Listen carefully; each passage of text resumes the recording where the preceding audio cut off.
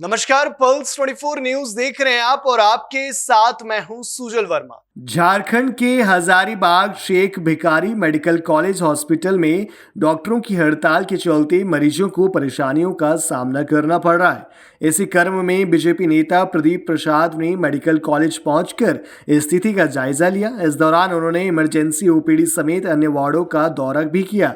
वहीं उन्होंने मीडिया से बात करते हुए बताया कि सदर अस्पताल की स्थिति दयनीय है। यहाँ हाफ ट्रेंड नर्स हैं, साथ ही डॉक्टर्स भी समय पर नहीं आते। उन्होंने डॉक्टर्स से अपील करते हुए कहा कि जो मरीज गंभीर अवस्था में हॉस्पिटल में भर्ती हैं उन्हें संवेदना के आधार पर डॉक्टर देखें। अस्पताल का दौरा किया है अपने, क्या कुछ कहेंगे, क्या दिक्कतें हैं? देखिए, बहुत दयनीय स्थिति है। जो सुविधा यहाँ होना चाहिए उसमें मान के चलिए 10 टाइम्स की कमी है, डॉक्टरों की कमी है। जो यहाँ सुविधा होना चाहिए इलाज के लिए, आज हजारीबाग के लोग ही नहीं, हजारीबाग के अगल बगल के जितने भी ग्रामीण क्षेत्र हैं या और हजारीबाग के दूर दराज के जितने हैं, कोडरमा हो गए, बरही, विष्णुगढ़, बड़का गाँव, केरेडारी, चतरा, मांडू, चरी, सारे पेशेंट यहाँ आते हैं, लेकिन सिवाय उन लोग को यहाँ से रेफर के अलावा कुछ मिल नहीं पाता। लोग समुचित इलाज के अभाव में दम तोड़ दे रहे हैं। और आज 2024 में अगर ये हाल रहा, पूरा देश जहाँ आगे बढ़ रहा है, पूरा विश्व आगे बढ़ रहा है, तो हम लोग चाहेंगे हजारीबाग में भी एक राष्ट्रीय स्तर का अस्पताल होना चाहिए। जो आप देखेंगे जाके, जो पेशेंट का भीड़ है, तो 10 टाइम इलाज का व्यवस्था नहीं होने से नहीं हो पाएगा। लोग वापस जा रहे हैं, कोई समुचित व्यवस्था नहीं हो पा रहा है, और डॉक्टर लोग को भी जो सुरक्षा होना चाहिए, प्रॉपर सुरक्षा नहीं हो पा रहा। जो नर्स ट्रेनिंग यहाँ है वो पूरी तरह से ट्रेन नहीं है। जो इलाज के चक्कर में क्या इनको होना चाहिए, उसके चलते भी लोग दम तोड़ रहे हैं। तो बहुत बुरा हालत है। मिल के आए हम सिविल सर्जन से, यहाँ जितने भी डॉक्टर थे अभी जो इलाज कर रहे हैं ट्रामा सेंटर में, ओपीडी बंद होने के बावजूद भी उन लोग भी डरे सहमे हुए हैं। काहे कि भीड़ ज़्यादा है, पेशेंट दिखा नहीं पाते हैं, तो कहीं ना कहीं उन लोग से उलझ बैठते हैं, तो उन लोग भी डरे हुए हैं। तो उन लोग को भी समुचित जो सुरक्षा चाहिए वो भी नहीं मिल पा रहा। जिला प्रशासन से मिलके हम कोशिश करेंगे कि उन लोग को भी पूरा सुरक्षा मुहैया कराया जाए, कि जिसके बाद यहाँ इलाज समुचित तरीके से हो पाए। डॉक्टरों से क्या अपील रहेगी? डॉक्टरों से वही अपील रहेगी कि पूरा देश आपको देवता मानता है, पूरा देश नहीं पूरा विश्व आपको देवता मानता है, तो उस पद को आप लोग कम से कम ये करें, उसका मान सम्मान रखें, पेशेंट को देखें, कोई इलाज के चलते मर न जाए। किसी की जान बचाने से बड़ा पुण्य कार्य कोई नहीं होता। पूरा देश आज डॉक्टर लोग के साथ जो घटना कलकत्ता में हुई, तो पूरा देश खड़ा था। तो पूरा देश अगर एक साथ आपके साथ खड़ा है, तो आप लोगों को भी पेशेंट के साथ एक साथ खड़ा होना पड़ेगा। विरोध जरूर करें, पूरा देश आपके साथ है, लेकिन आप लोग हड़ताल को जल्द से जल्द समाप्त करें। पूरा देश आपके साथ है, उसका कम से कम मान सम्मान आप लोग। अस्पताल है जहाँ लोगों को सेवा मिलती है।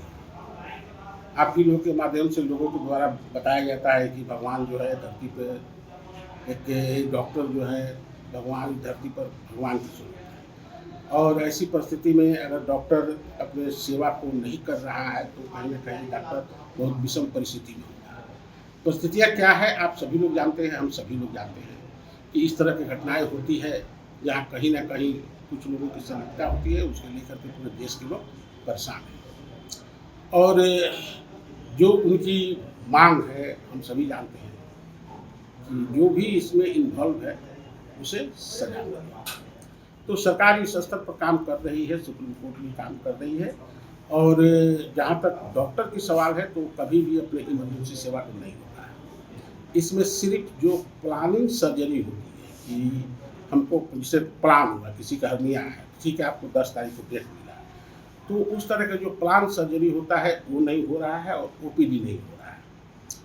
लेकिन जो भी हमारी इमरजेंसी सेवा है, कोई भी आपको जो एनसी की महिलाएं आती हैं, गर्भवती की महिलाएं आती हैं, उन सभी को टैकल किया जाता है।